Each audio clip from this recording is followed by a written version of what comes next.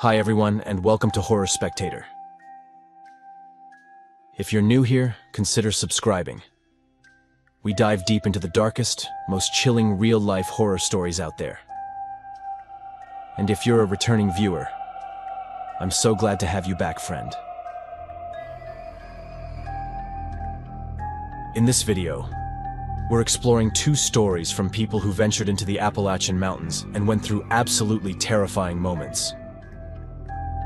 Both stories are surprisingly similar, and honestly, they highlight something that happens out there far more often than most people realize.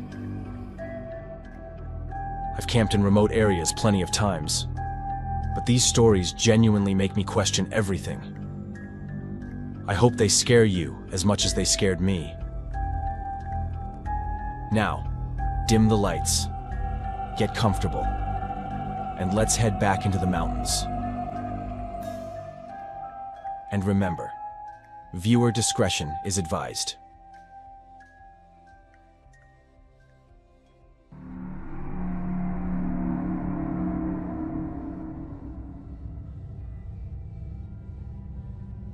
I never planned on telling anyone what happened, mostly because it always felt like one of those memories that safer kept buried. But every now and then, when people start talking about their favorite trails, or ask why I always discourage anyone from doing solo trips, especially in remote areas with difficult access, I can feel that old pressure building in my chest. Like my body remembers, even if my mind keeps trying to ignore it. The truth is, nothing about that trip felt strange at first, and maybe that's what makes it stick with me. The way something can start out ordinary and slowly twist into something you can't quite process. Even now, when I think back on it, the details come rushing in sharper than I want them to, like they never faded at all. And it scares me how, no matter how prepared you are, the unpredictability and the possibility of something happening is unfortunately greater than I'd like to admit. It all happened in late October of 2002, right before the temperature really drops, but after the crowds die off. The trail I'd picked wasn't obscure, but it wasn't exactly popular either. One of those places where you might pass a couple of day hikers in the morning and then go the entire evening without hearing another voice. I went because I needed a break from the noise of everyday life, and I figured a 2-night solo loop through the foothills would be the perfect reset. I'd done trips like that for years without an issue, so I didn't think twice when I locked my car, tossed on my pack, and started up the leaf-covered path. Back then, tourism wasn't what it is now, so I was counting on some real quiet. The first day was uneventful in that peaceful, predictable way you hope for on those trips. The air smelled like damp leaves and cold stone. My favorite smells in the world. My spirits were high, convinced it was going to be a fantastic trip. By late afternoon, I reached the ridge where I planned to camp, and even though the clearing looked a bit rough, flattened grass, a few broken branches, and a pile of rocks someone had stacked recently, the worst part was a trash bag someone had left behind. I felt a little irritated at the disrespect, but I didn't think much of it. People camp out there all the time, and I figured whoever had used the spot just hadn't been very considerate. I set up, cooked a quick meal, and settled in for a quiet night. Sometime around midnight, I woke up to the feeling that something was off. Not a noise, not a movement. Just that heavy, instinctive awareness that makes your body tense before your mind even knows why. I've always been a very light sleeper, so it's normal for the smallest discomfort to wake me. I lay still for a while, hoping it would fade, but instead, my ears started picking up these subtle, irregular sounds outside. Not footsteps exactly, but shifts in the brush. like something or someone was crouched low and trying to move without drawing attention. I waited for the wind to cover it, or for whatever it was to wander off. Luckily, that happened faster than I expected. After maybe 5 minutes, the noises stopped, and the forest returned to its normal rhythm. I wanted to fall back asleep, but once I'm awake, it's hard for me to drift off. So I just lay there staring at the faint outline of the tent ceiling, waiting for morning. When the sun finally came up, I stepped outside and immediately saw the ground around my tent look disturbed. Not footprints exactly, but scuffed areas, dragged leaves, impressions that didn't have clear shapes. It looked like someone had been crouching or kneeling close to where I'd slept, and the thought of that made my stomach tighten. In other words, something had clearly been there, and whatever I had thought was just an animal was anything but animal tracks. It was like someone had literally crawled or moved around on their knees. At the back of my tent, there was clearly a hand pressed into the dirt. I checked my gear carefully and noticed that one of my food bags, the one I always zip inside the top pocket of my pack, was half open. The zipper wasn't broken or forced, just opened, and the food inside was gone. That detail hit me harder than the mess on the ground, because if it had been an animal, the bag would have been shredded, dragged off, or at least chewed through. But this looked like someone deliberately opened it, took what they wanted, and then closed it again, like they were trying not to be noticed. I remember standing there feeling a cold wave run down my spine. That kind of slow, creeping awareness that makes your hands shake even if you pretend everything is fine. I tried to tell myself it had to be some desperate drifter, or maybe another camper passing through who needed food more than I did.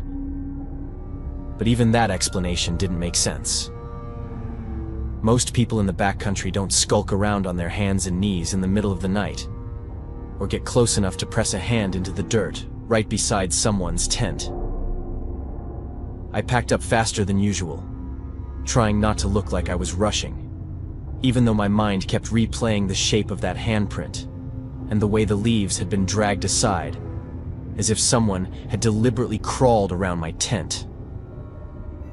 I knew I should have gone back to the trailhead right then, but I told myself the second campsite on my loop was closer than the parking lot, and that I'd be safer moving forward than backtracking through the same area where whoever, or whatever, had come so close to me. Deep down, I think I just didn't want to admit how unnerved I really was. And obviously I know I should have turned back. Staying was a stupid decision. The hike during the day wasn't terrible, and honestly, nothing felt off at all. If anything, the sunlight and the open stretches between the trees gave me a confidence boost I didn't expect after the uneasy night I'd had. Every few miles, I stopped to drink water or take short videos, and the whole time I kept thinking maybe I had overreacted. There were no strange marks, no sounds following me, nothing to make me feel watched. Just a normal autumn day. By the time I reached the second ridge, any lingering nerves had mostly faded. I'd put enough distance between myself and the first campsite that I felt completely safe again. The clearing up there wasn't perfect, but it felt neutral, undisturbed, quiet, and far enough from the trail that I doubted anyone else would wander by. I set up my tent, collected some small branches for a fire, and let myself relax. When the sun dipped behind the trees, I heated my dinner over the stove, letting the warmth settle me. Then I sat and watched a few videos I had on my phone just to pass the time. The normalcy of it all made me feel almost foolish for how tense I'd been the night before. By the time I crawled into my tent, I was exhausted. Sleeping so little on the first night had caught up to me, and the moment I zipped myself inside, I could feel my body giving in. I wasn't scared, not even cautious. Just tired enough that my mind didn't bother running worst-case scenarios. I fell asleep faster than I expected, drifting off with the faint glow of my headlamp fading beside me. I don't know how much time passed before everything flipped upside down. What woke me wasn't a noise. It was breath. Warm, shallow breath hitting my face. The kind of sound you only hear when someone is inches away from you. I snapped awake, my heart slamming so hard I thought it would tear out of my chest. And the second my eyes opened, I froze. Right above me, maybe 4 inches from my face, was a man. Not standing, not kneeling, practically draped over me. His face was twisted into something I still can't describe without feeling nauseous. Filthy skin stretched tight over sharp cheekbones, lips cracked and peeling, hair matted like he hadn't washed it in years. His eyes were the worst part. They were wide and unfocused, but he was looking straight into mine, like he had been watching me sleep for hours. I didn't think. I didn't assess. I just reacted. A scream tore out of me before I even knew it was coming, pure panic taking over. I shoved him as hard as I could and scrambled backward, kicking against my sleeping bag, hitting whatever part of him I could reach. He jerked in surprise, let out this strange, guttural gasp and stumbled backward, collapsing awkwardly onto his side. And then, just like I'd imagined the night before, he dropped to his hands and knees and crawled. Before I could grab anything, he disappeared into the shadows between the trees, moving fast despite how unnatural it looked. Within seconds, he was gone, swallowed by the darkness, leaving nothing behind but my racing heartbeat and the lingering smell of his breath. I didn't sleep again. I couldn't. I crawled out of the tent shaking so badly I almost fell, grabbed every branch I had collected earlier, and lit a fire right at the edge of the clearing. I don't even remember making the decision to do it. My body just needed light, needed heat, needed something to chase away the image of that man's face hovering over me. I sat there the entire night, staring into the tree line, convinced he was going to crawl back toward me at any moment. But he never did. When the first light broke through the trees, I didn't bother eating.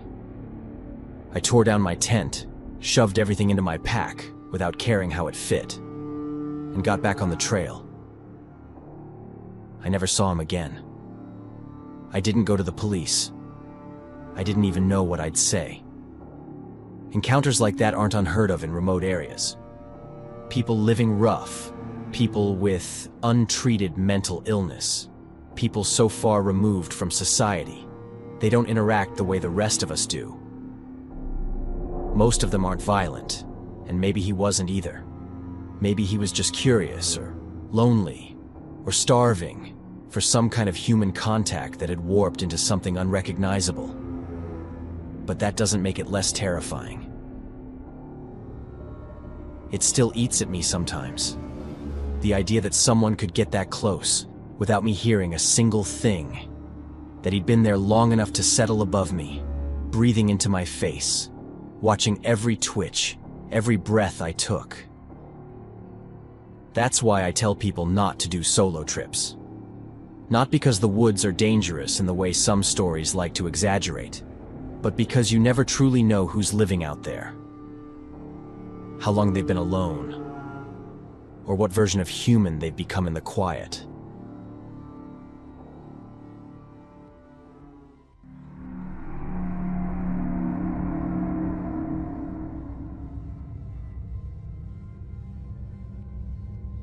I don't usually talk about this trip. Whenever friends bring up camping or the Appalachians, I just smile and change the subject. But every now and then, someone will ask why I stopped backpacking alone, and I never know how to answer without sounding paranoid or dramatic. The truth is, I don't think what happened to me up there was unusual for those mountains. I think it happens more often than people realize. I just happened to notice it. This was back in early November of 2021. The leaves were mostly gone by then. Brown, wet, decomposing into the soil. The air smelled like cold earth and smoke from distant cabins. I went out there to decompress after a long stretch of night shifts. I'd been hiking solo since high school, so the idea of spending 3 quiet days on a ridge in western North Carolina didn't worry me. I planned to set up camp near an old Forest Service road that had been closed off years ago. Not remote enough to be dangerous, but far enough that I could count on a quiet night. At least, that's what I expected. The first sign that something was off came before I even left the trailhead. My truck was the only vehicle there, but on the ground beside the parking sign was a pair of work gloves. They were wet, muddy, and covered in something I didn't recognize at first. I figured someone dropped them, no big deal. But when I got closer to see what the stain was, I realized they were covered in blood. Not blood from someone who'd been working and got hurt. These were stains that covered practically the entire pair. It was a little bizarre to find something like that in the middle of nowhere, but still, not enough to make me uncomfortable enough to end the trip there. So I tossed my pack on and headed up the trail, the cold air stinging my nose and throat. I hiked for a few hours before reaching the service road. I followed it a few minutes off the main trail until I found a decent clearing tucked between some firs. I set up camp, cooked, and turned in early. The forest had that November stillness. No bugs, barely any animal noises, just the occasional groan of a tree shifting in the wind. It should have been peaceful. Sometime in the middle of the night, I woke up because my tent fabric brushed against my face. It jolted me awake. It wasn't something that had ever happened before, and it definitely hadn't been the wind. It felt like someone had pressed a hand against the wall from the outside. As soon as that thought crossed my mind, I sat up immediately, debating whether I should leave the tent or not. While I waited to hear some kind of noise, it felt like I was holding my breath. But there was nothing. No footsteps, no crackling leaves, literally nothing. Eventually, I convinced myself that maybe I had been dreaming. It was a strange thing to dream about, because it was something so unlikely to happen, and so unlikely for me to imagine in the first place. Still, it was probably just that. Eventually, I fell back asleep, though it took a while. The next morning, frost covered my boots and the fire pit stones. My pack, which I'd hung from a branch, was still there, but the top buckle was unclipped. Not torn, not stretched from weight, just undone. Inside, one of my water pouches was gone. Everything else was untouched. That small detail bothered me more than the missing water. If it had been an animal, something would have been shredded. I've always been extremely meticulous. I honestly can't even remember ever losing anything. So knowing I hadn't misplaced it stressed me out. I knew someone had done that. Probably the same person who'd pressed their hand against the tent. But how hadn't I heard anyone walk away? Had they stayed outside the tent without moving long enough for me to fall back asleep? The simple thought that this was even a possibility terrified me. Realizing someone had been that close, during a night when the only thing separating us was a sheet of fabric. For the first time in my life, the idea of camping felt terrifying. I hiked during the day to shake the feeling. I figured if I walked more, if I put enough distance behind me, the person would be left behind. The sky was a dull gray, the kind that makes it feel like dusk even at noon. When I finally reached the designated camping area, I noticed someone had been there recently. There were relatively fresh footprints near an old fire pit. They were definitely from someone huge.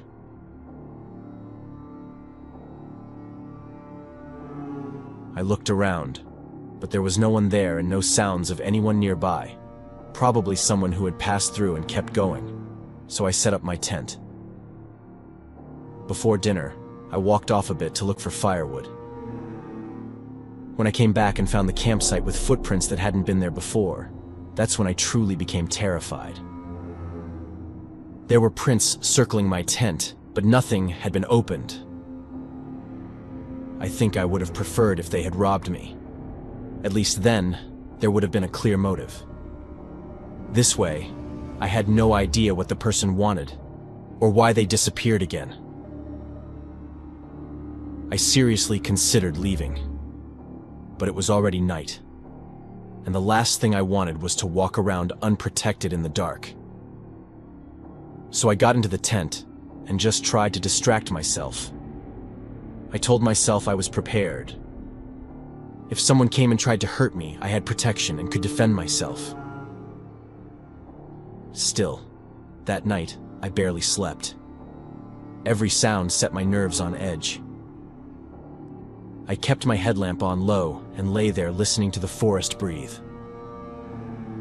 At one point, I heard something tapping gently on a nearby tree. Slow, steady taps. I couldn't figure out what it was. Maybe a nocturnal animal. Even so, it was a sound I'd never heard before, and it made me even more tense. After a while, it stopped, and everything went silent again. 10 minutes later, a single tap sounded again.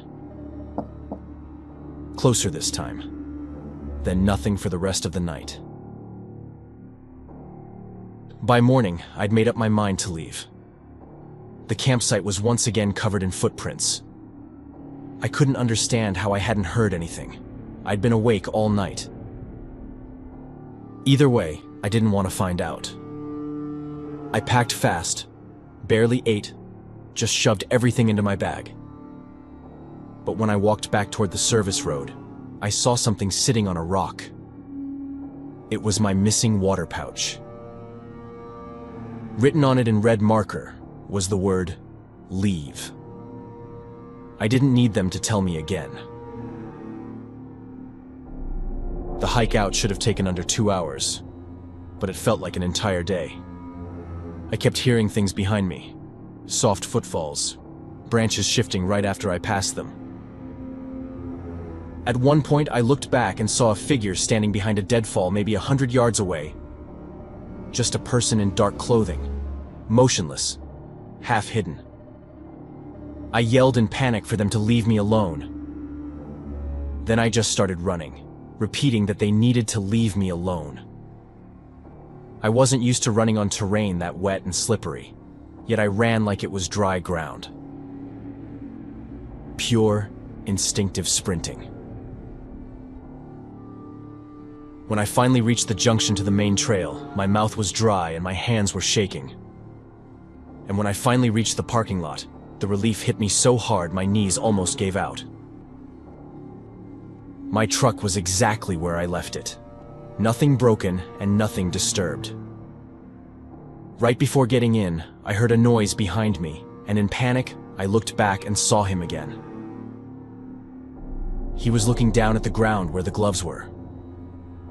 Panicking, I opened the truck, started it, and got out of there as fast as I could. In the rearview mirror, I saw him put the gloves on. The thought still makes me sick to this day. I drove straight home without stopping once, gripping the wheel so hard my fingers went numb. I kept checking the mirror, half expecting to see a pair of headlights following me. When I got home, I filed a report online. If it were today, I would have gone straight to the police, because as far as I know, no one followed up. Maybe they never saw it. Maybe they didn't care. Maybe they hear stories like this too often to follow every single one. I don't know. I just know that if it were today, I'd do things differently. I haven't been back to that part of the Appalachians since then.